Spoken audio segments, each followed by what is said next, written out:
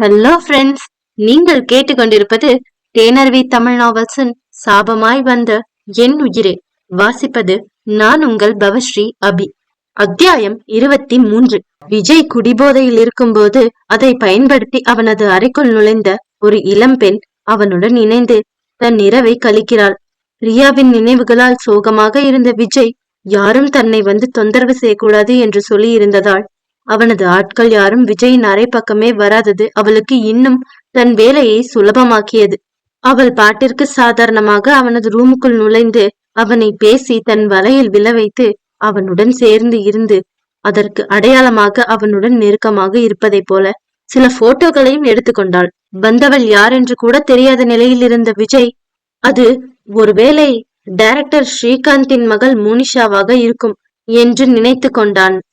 தான் வந்த வேலை முடிந்தவுடன் விஜயை விட்டு பிரிந்த அந்த இளம்பெண் இப்போது அவள் ஆடைகள் இன்றி இருந்ததால், ஆனாலும் இந்த விஜய் எல்லாத்துலயும் ரொம்ப ஸ்பீடு தான், இப்படி அநியாயத்துக்கும் என் ட்ரெஸ்ஸ கிழிச்சு போட்டான் என்று நினைத்தாள்.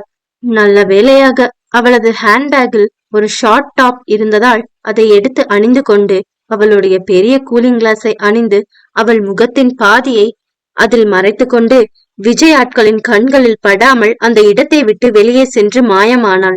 அவள் சென்றது கூட தெரியாமல் தனது அறையில் உள்ள கட்டிலில் பிறந்த மேனியாக படுத்து கிடந்த விஜய் அவனுக்கு குளிர் எடுத்ததால் தலைவரை போர்வையை இழுத்து போர்த்தி கொண்டு படுத்து கொண்டான்.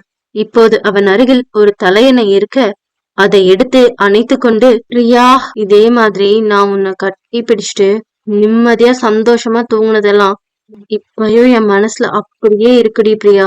என்னால அத சாகுற வரைக்கும் மறக்க முடியாது. நான் மனுஷனா இருந்தது, உன்னோட சந்தோஷமா இருந்தது, நிம்மதியா இருந்தது எல்லாமே அந்த நாள் என் வாழ்க்கையில வர்ற வரைக்கும் தான். எப்போ நீ என்னை விட்டு தூரமா போனியோ அப்பயே நான் செத்துட்டேன்டி. இப்ப இருக்கிற விஜய் உண்மையான விஜயே இல்ல. என்ன இந்த அளவுக்கு மாத்திட்டியே.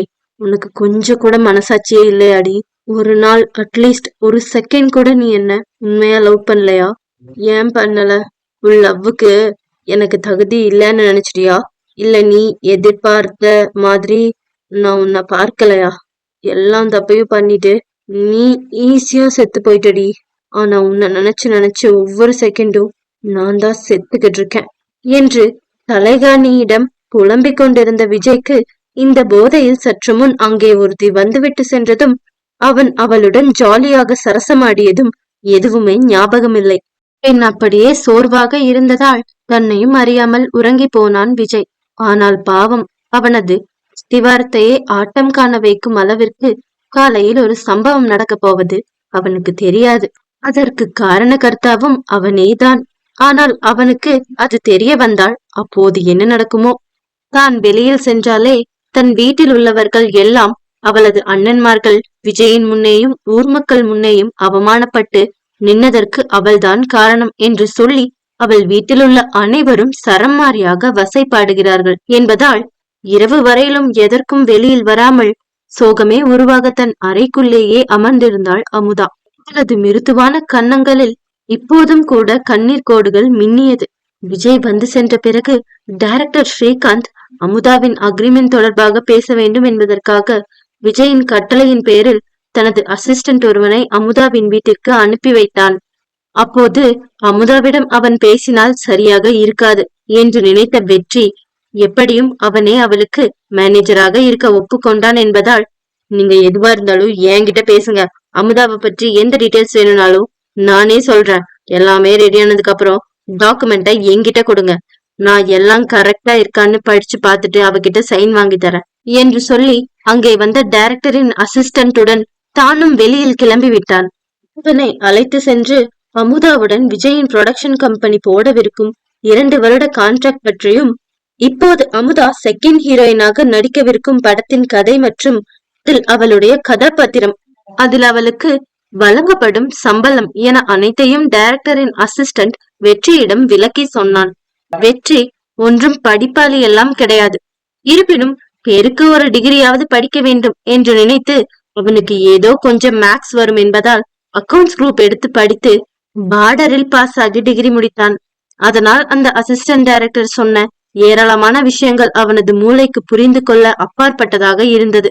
இருப்பினும் அமுதாவிற்காக என்று யோசித்து தனக்கு தெரியாதவற்றை கொஞ்சம் கூட கௌரவம் பார்க்காமல் அந்த அசிஸ்டன்டிடமே கேட்டு தெரிந்து கொண்ட வெற்றி அனைத்தையும் பேசிவிட்டு கிட்டத்தட்ட இரவு 8 மணி அளவில்தான் வீட்டிற்கு வந்து சேர்ந்தான்.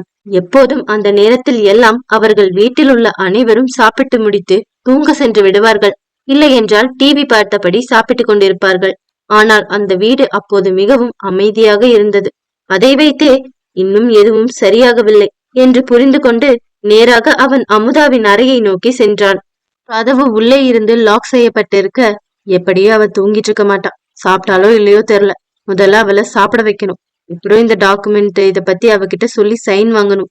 பெரிய மாமா கிட்ட வேற எல்லாத்தையும் நான் பாத்துக்கிறேன்னு வீராப்பா சொல்லிட்டு வந்துட்டேன். ஆனா இங்க எனக்கே ஒரு மயிரும் தெரியல.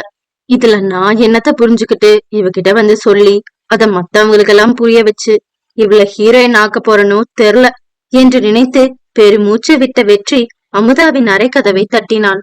கட்டில் காலில் சாய்ந்து தரையில் குத்த வைத்து அமர்ந்திருந்த அமுதா அந்த சத்தம் கேட்டு உடனே பயந்து திடுக்கிட்டு எழுந்து நின்றாள்.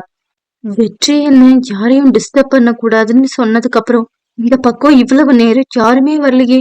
இப்போ யாரும் வந்து கதவு தட்டுறது? ஒருவேளை பெரிய அண்ணனா இருக்குமோ, இல்லைன்னா சின்ன அண்ணனா? உஜிஜு, என்ன பண்றது? இப்பதான் எல்லாம் பிரச்சனையும் ஓஞ்ச மாதிரி இருந்துச்சு, அதுக்குள்ள மறுபடியும் இன்னொரு பிரச்சனையா என்று நினைத்து பயந்த அமுதா கதவை திறக்க தயங்கினாள். இத்தனை வருடங்களாக அவளுடன் பழகிய அவனுக்கா அவளை பற்றி தெரியாது? அவள் எதையும் சொல்லாமலேயே அவள் பயத்தை புரிந்து கொண்ட வெற்றி, ஏபுல்ல அமுதா, கதவை தர. நான் தான் வெற்றி, சீக்கிரம் கதவை தர. நீ பயந்துகிட்டு கதவை திறக்காம இருக்கிறியான்னு நான் திரும்ப திரும்ப தட்டிக்கிட்டே இருந்தா அந்த சத்தம் கேட்டு வேற யாராவது வந்துருவாங்க. அப்புறம் மறுபடியும் எல்லாமே முதல்ல இருந்து ஆரம்பிச்சதுன்னா எல்லாரையும் சமாளிக்கிறதுக்குள்ள பொழுது விடிஞ்சிரும். கதவை தர என மெல்லிய குரலில் சொன்னான் வெற்றி. அவன் அமைதியான குரலில் பேசியதால் அரைகுறையாகத்தான் அமுதாவிற்கு அவன் குரல் கேட்டது. இருப்பினும் அவனது குரலை வைத்து வந்திருப்பது வெற்றிதான் என்று கண்டு கொண்ட அமுதா மெல்ல நடந்து கதவின் அருகே சென்று நடுங்கிய கைகளுடன் கதவை திறந்தாள். அதற்கு காரணம், காலையில் அவள் செல்ல அண்ணன் அவளது கன்னம் பழுக்க வைத்தது இப்போது வரை அவளுக்கு வலிப்பது போல ஒரு உணர்வு இருந்தது. அவள் கதவை திறந்தவுடன் உள்ளே சென்று கதவை லாக் செய்து வெற்றி, எவ்வளவு நேரம் கதவை தட்டுறது? திறக்க மாட்டியா நீ? நான் வெளியே நின்னு உன்கிட்ட பேசிக்கிட்டு இருக்கிறத யாராவது பார்த்தா மறுபடியும் சண்டை வைக்க வரமாட்டாங்களா என்று கேட்க, சரிடா சரிடா, சாரி, திட்டாத. ஏற்கனவே எல்லாரும் என்ன ஷிஃப்ட் போட்டு திட்டிட்டு இருக்காங்க. எனக்காக பேசுற ஒரே ஆளு நீ மட்டும்தான். நீயும் என்ன திட்டாத என்று தன் முகத்தை பாவமாக வைத்துக் கொண்டு சொன்னாள் அவள். அச்சோ, உன்னை திட்டி எனக்கு என்னடி ஆக போகுது? இந்தா டாக்குமெண்ட புடி. இத டைரக்டர் சாரோட அசிஸ்டன்ட் கொடுத்தாரு. விஜய் சார் உன்கிட்ட இதுல சைன் வாங்கிட்டு வர சொன்னாராம். நான் இத பத்தி எல்லா டீடைல்ஸும் அவங்க கிட்ட விசாரிச்சுட்டு நீ நடிக்க போற படத்தை பத்தி எல்லாம் பேசிட்டு வந்துட்டேன். இந்த ஒரு படத்துல உனக்கு நடிக்கிறதுக்கு 20 லட்சம் சம்பளம். அதுவும் உனக்கு இவ்வளவு சம்பளம் தரணும்னு விஜய் சார் அவரே முடிவு பண்ணிருக்காராம். இன்னும் 2 வருஷத்துக்கு விஜய் சாரோட ப்ரொடக்ஷன்ல மட்டும்தான் நீ நடிக்கணும். அந்த அக்ரிமெண்ட்ல போட்டு இருக்காம். நான் படிச்சு பார்த்துட்டேன். அந்த பையன்கிட்டயும் பேசிட்டேன். இந்தா நீயும் படிச்சு பார்த்துட்டு சைன் போடு என்ற வெற்றி அவள் கையில் அந்த டாக்குமெண்டை கொடுத்தான். அதில் இருந்தவற்றை படித்து பார்த்த அமுதாவின் கண்கள் ஆச்சரியத்தில் விரிந்தது. சினிமாவில் நடிப்பவர்கள் அதிகம் சம்பளம் வாங்குவார்கள் என்று அவளுக்கு தெரிந்ததுதான். ஆனால் இந்த ஒரு படத்திற்காக அவளுக்கு 20 லட்சம் சம்பளம் வழங்கப்படுகிறது என்று அவளால் நம்பவே முடியவில்லை. அதுவும் குறிப்பாக வெற்றி இது விஜய் முடிவு செய்தது என்று சொன்னதை கேட்டவுடன், விஜய் சார் நிஜமாவே ரொம்ப நல்லவரு. அதான் அவரை எல்லாருக்கும் ரொம்ப பிடிக்குது.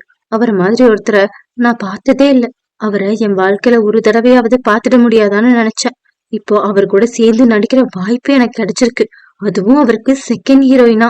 கடவுளே நேர்ல வந்து வரம் கொடுக்கற மாதிரி விஜய் சார் தானா எனக்கு இந்த வரத்தை கொடுத்திருக்காரு. இன்னைக்கு எனக்கு அவர் தான் கடவுள் மாதிரி தெரியறாரு. அவரோட டை ஹார்ட் ஃபேன். அவர் என் மேல நம்பிக்கை வைத்து இந்த சான்ஸ் எனக்கு கொடுத்ததுக்காக என்னோட பெஸ்ட கண்டிப்பா கொடுப்பேன் என்று நினைத்த அமுதா அந்த அக்ரிமெண்டில் கையெழுத்து போட்டு கொடுத்தாள். இருவேறு துருவங்கள் இணையுமா? காதல் மலரும்.